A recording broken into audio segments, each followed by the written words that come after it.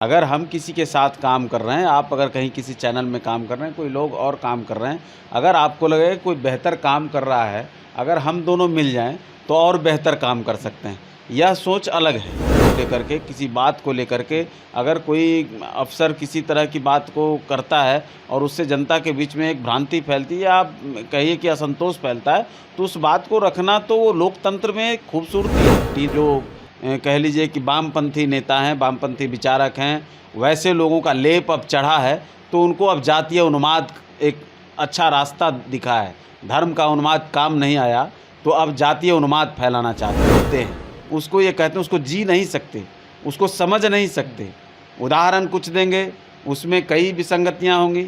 हिंदू धर्म के देवी देवताओं की बात करेंगे, महाभारत रामायण की बात करेंगे, और जब उसमें आप प्रवेश करिएगा तो उसमें जो उदाहरण वो देंगे वो असत्य पाया जाएगा। पनोरमा ग्रुप, जो सोचता है वो करता है। नमस्कार, भारत लाइव देख रहे हैं आप। दोस्तों, बिहार में 4 विधानसभा सीटों पर उपचुनाव होने हैं, जिसको लेकर चर्चा का बाजार गर्म है। देखिए, इन 4 विधानसभा क्षेत्रों में एक गया जिले का इमामगंज सीट भी है। इमामगंज सीट पर जीतन राम मांझी वहाँ से विधायक थे, और अब जीतन राम मांझी जो हैं वह केंद्रीय मंत्री बन चुके हैं। गया सीट से उन्होंने लोकसभा चुनाव भी जीता। देखिए, इमामगंज सीट को लेकर बात करने के लिए मेरे साथ हिंदुस्तानी आवाम मोर्चा के राष्ट्रीय प्रवक्ता श्याम सुंदर जी हैं। श्याम सुंदर जी, इमामगंज सीट को लेकर काफ़ी चर्चा का बाजार गर्म है। आखिर कौन लड़ेगा इस सीट से? क्या आप लोग की पार्टी ही लड़ेगी? क्या जीतन राम मांझी के परिवार के ही कोई लोग लड़ सकते हैं? देखिए, निश्चित तौर पर पहली बात तो कि इमामगंज सीट हमारी ही पार्टी लड़ेगी, क्योंकि हमारी पार्टी का वो सीट रहा है। हमारे नेता से जीतन राम मांझी वहाँ से लगातार 2 बार चुनाव जीते हैं और अच्छे मार्जिन से जीते हैं, और उनकी काफ़ी लोकप्रियता है। रहा सवाल कि कौन लड़ेगा, तो कौन लड़ेगा ये हमारे यहाँ कोई एक व्यक्ति तय नहीं करता है। वो जो सीनियर नेता हैं वो बैठेंगे, और उसके पहले एक प्रक्रिया हम लोगों की चल रही है। हमारे लोग क्षेत्र में गए हुए हैं, पार्टी के कर्मठ लोग जाकर एक-एक गांव में घूम रहे हैं और सर्वे कर रहे हैं, लोगों से बातचीत कर रहे हैं, और वहां से जो छन कर आएगा वो रिपोर्ट हमारे राष्ट्रीय अध्यक्ष जी को मिलेगा, और उसके बाद हमारे नेता संरक्षक श्री जीतन राम मांझी जी और राष्ट्रीय अध्यक्ष डॉक्टर संतोष कुमार सुमन जी, ये दोनों मिलकर बैठ कर के तय कर लेंगे। तो उसको जनता चाहेगी वो चुनाव लड़ेगा। चर्चा ये भी है कि मांझी जी के छोटे बेटे जो हैं चुनावी मैदान में उतर सकते हैं। क्या लग रहा है, अच्छे उम्मीदवार साबित होंगे? देखिए, ये आप लोग चर्चा कर सकते हैं, चूँकि मीडिया का ये काम है, और फिर नहीं तो कहिए कि जिनको राजनीतिक गप करना है वो लोग करते हैं। हम लोगों के साथ अभी तक ऐसी कोई चर्चा हुई नहीं है, और जब तक कोई औपचारिक चर्चा न हो। नहीं, वो चुनावी मैदान में आते हैं तो कितना अच्छा रहेगा, कितने अच्छे उम्मीदवार साबित होंगे वो हम के लिए? हिंदुस्तानी आवाम मोर्चा में कोई कार्यकर्ता भी चुनाव लड़ेगा तो अच्छा होगा, और जीतन राम मांझी जी के बेटे लड़ें या कोई कार्यकर्ता लड़े, ये तय से जीतन राम मांझी जी को करना है, हमको करना नहीं है, और जनता को करना है। और मुझे लगता है कि दोनों के बीच में अच्छा कोऑर्डिनेशन है। हमारे नेता और जनता के बीच में एक बेहतर कोऑर्डिनेशन है। हमारे नेता भी जनता के बीच में जाते रहते हैं। आज हमारे राष्ट्रीय अध्यक्ष भी उसी क्षेत्र में गए हुए हैं। तो जनता और नेता को आपस में तय करने दीजिए, जो लोगों को पसंद होंगे वो सामने आ जाएंगे, और फिर आपको भी पता चल जाएगा।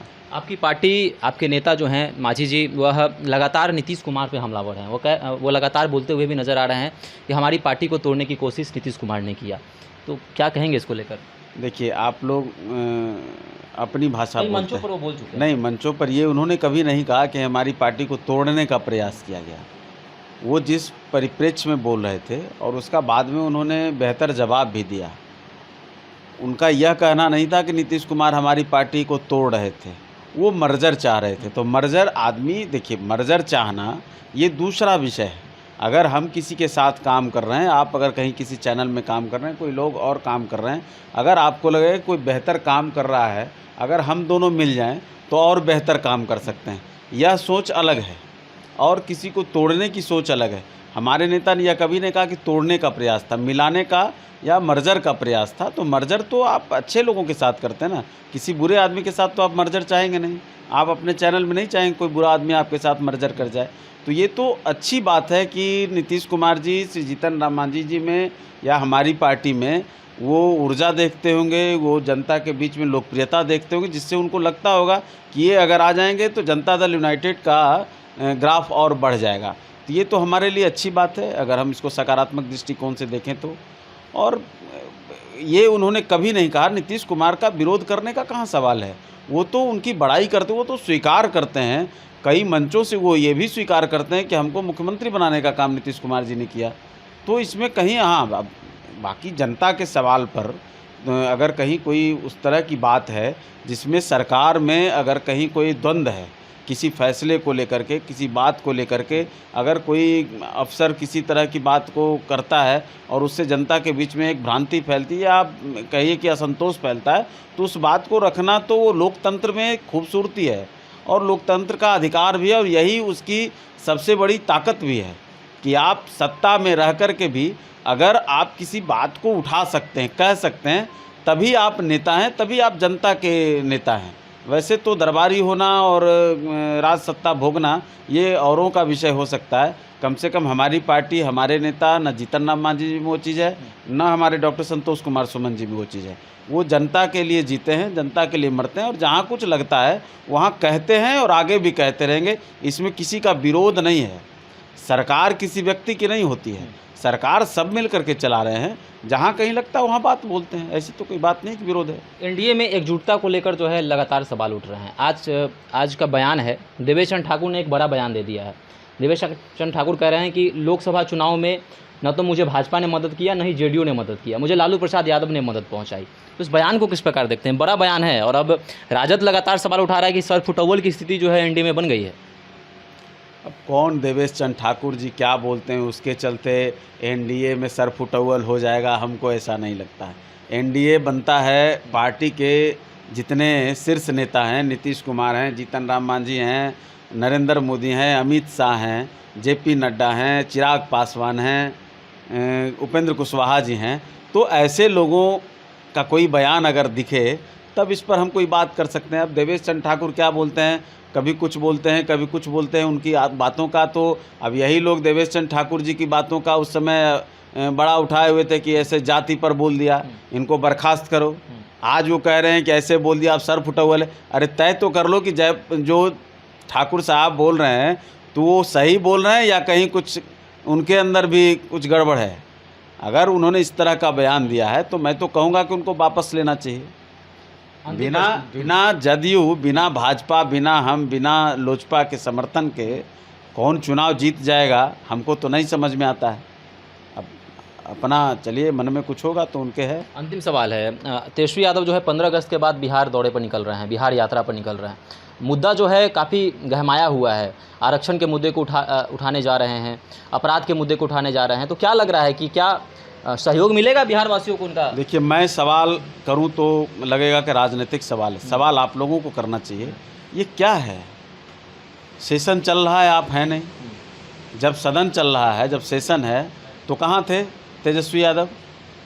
तो ये मतलब हमको ये समझ में नहीं आता कि जनता के मुद्दों को कहाँ रखना है, क्या करना है। अपने मन से थकान मिटाने के लिए चले गए साहबजादे, कहाँ दिल्ली गए कि पंजाब गए कि विदेश गए, कहाँ किसी को कुछ पता नहीं है।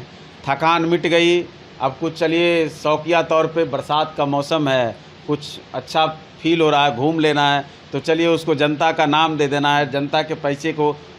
अब पैसा कहाँ से आएगा भाई? तो इसको इस रूप में दो कि कुछ सब जो उनके यहाँ रहते हैं बेचारे टिकट के फेर में, उन सब का तो दोहन होता है। तब इसी के नाम पर किसी से बड़ी गाड़ी आ जाएगी, किसी से कोई व्यवस्था हो जाएगी, किसी से कुछ हो जाएगा, घूमेंगे। अरे भाई, जनता के मुद्दों को का क्या पता है उनको? किसी आम जनता से, आपसे कभी छोड़ दीजिए आम जनता से, कभी पत्रकारों से भी कभी वार्ता करते देखे हैं क्या? अपनी बात पत्रकारों को बुलाकर कह देना, लेकिन कभी कोई बौद्धिक जगत से के लोगों से, कभी आम जनता से, कभी कोई शिक्षा जगत के अच्छे लोगों से, कभी किसी तरह की चर्चा आपने कभी सुनी है क्या कि भाई तेजस्वी यादव ने एक लगाया है कि भाई उसमें जो अपनी बात कह सकें? तो ये तो 2-4 लोग वो भी कह लीजिए कोई हरियाणा से आए हुए, कोई दिल्ली से आए हुए, कोई कहीं से आए हुए, वैसे लोगों को इर्द गिर्द जमा करके रखे हैं और उन लोगों के सहारे वो अपनी एक नकली दुनिया बसा रखी है। उनको लगता है कि इसी में पूरा बिहार है। बिहार ने पिछले 25-30 सालों में मुझे लगता है कि 10 साल 30-35 साल की राजनीति में 10 साल वो भी लालू प्रसाद यादव जी के परिवार को एक बार 90 में कोई लालू प्रसाद यादव को समर्थन नहीं मिला था। 95 के चुनाव को छोड़ दें तो बिहार की जनता ने कभी भी लालू प्रसाद के परिवार को डायरेक्टली सत्ता नहीं सौंपी है, डायरेक्टली समर्थन नहीं मिला है। एन केन प्रकारेण कभी कांग्रेस के रथ पर सवार होकर कभी उधर, इस तरह से वो सत्ता में आए हैं। जनता से कोसों दूर हैं। तेजस्वी प्रसाद जन्म से ही सोने का चम्मच और लेकर के पैदा हुए हैं। जनता से उनको कोई मतलब नहीं है। जनता से जुड़ाव जो है वो एनडीए के नेताओं का ही है। आप पूरा उसका हिस्ट्री उठा करके देख लीजिए, कितने दौरे करते हैं। अपने विधानसभा के सभी पंचायत का नाम अगर तेजस्वी यादव बता दें तो फिर आप हमसे बात करिएगा, क्या बिहार का दौरा करेंगे। अपने विधायकों का नाम पता नहीं होगा, 243 कौन विधानसभा है उसका आता पता नहीं होगा, उसकी चौहद्दी नहीं मालूम होगी। अब कुछ लोग हैं पिताजी का नाम है, माता पिता की बनाई हुई पार्टी है, और कुछ ऐसे लोग से घिर गए हैं जो लिख कर देते हैं, बोलते हैं, क्या करते हैं राम जाने। चलिए, तो हम पार्टी के राष्ट्रीय प्रवक्ता श्याम सुंदर जी से काफ़ी मुद्दों पर बात हुई है। आरक्षण के मुद्दे हों, देवेश चंद्र ठाकुर का बयान हो, साथ ही साथ तेजस्वी यादव जो बिहार यात्रा पर निकल रहे हैं, उन तमाम मुद्दों को लेकर जो है हॉट टॉक हुई है। आपको क्या लगता है, क्या एनडीए में सरफुटव्वल की स्थिति पनप रही है या फिर एनडीए एकजुट है? आप भी हमारे साथ साझा कर सकते हैं। देखते रहें भारत लाइव। धन्यवाद। क्या बात है शर्मा जी, बड़े उदास लग रहे हैं। शॉप तो अच्छी चल रही है ना आपकी? क्या बताऊं वर्मा जी, मैंने रेडीमेड गारमेंट्स का बिजनेस तो कर लिया है, लेकिन यार मैं चाहता हूँ कि अपने बिजनेस के नाम से नॉन वुमेन बैग कहाँ से लेकर आऊँ, समझ ही नहीं आ रहा। भाई ये तो बड़ा आसान है, इसके लिए बस एक बार जागृति इंडस्ट्रीज से कांटेक्ट करो, जो कंकड़बाग पटना में है। ये नॉन वुमेन बैग की मैन्युफैक्चरिंग करते हैं, जिनकी क्वालिटी बहुत हाई है। ये आपको सभी बिजनेस के लिए बढ़िया बैग्स प्रोवाइड करा देते हैं, जो बेस्ट क्वालिटी, फैब्रिक और फास्ट डिलीवरी के साथ आपको मिलते हैं। इनकी बेस्ट प्राइस, यूनिक डिजाइन तो देखते ही बनती है। मैं भी इन्हीं से ही तो बैग्स लेकर आता हूँ। साथ में अगर चाहो तो बैग पे प्रिंटिंग भी वहीं से करवा सकते हो। अरे वाह, क्या बात है। इनका नंबर है क्या आपके पास? स्क्रीन पे दिए नंबर पर कॉल करो या एड्रेस पर विजिट करो।